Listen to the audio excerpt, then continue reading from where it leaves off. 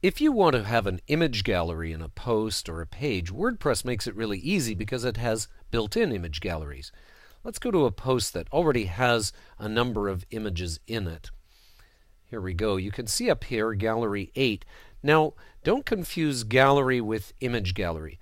The gallery is the list of all media files associated or attached to this particular post or page.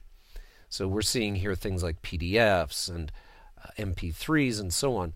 Image galleries are the collection of all the images within it, and that's what this is down here, the gallery settings.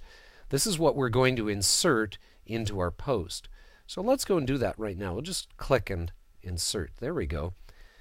Now you don't actually see the images. Even though we're in Visual Editor, you still just see a placeholder here. But it's handy because, for example, I forgot to place my cursor where I wanted it. So now it's at the top of the post, not where I want it. So I just have to drag it down here. I just grab that placeholder, drag it down to the end of the last paragraph, and I hit update.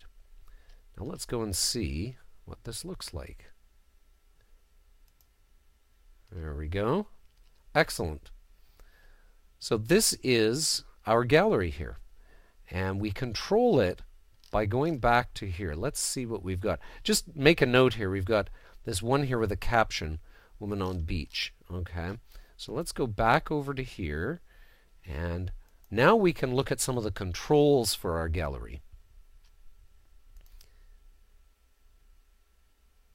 The first thing we'll look at here is how we're linking.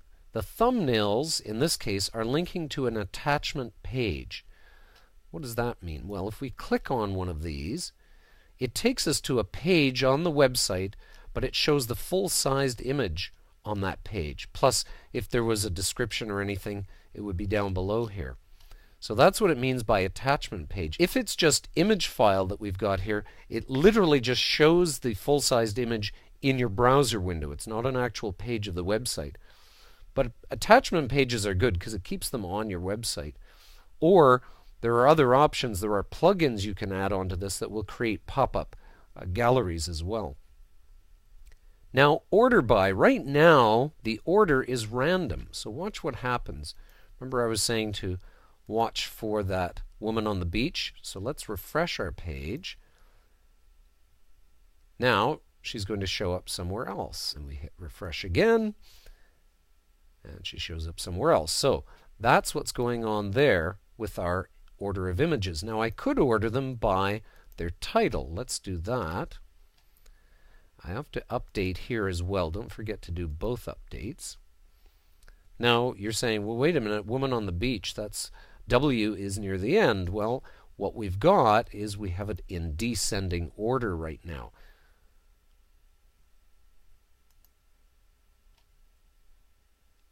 That's one of the other parameters that we can choose here, what order to put them in. So I could choose ascending or descending. Now the other thing you can do is do it by menu order as well. Let's update that. And now what we're doing is we're ordering it according to the order the images are in the posts gallery. There we go. So if we go back to here,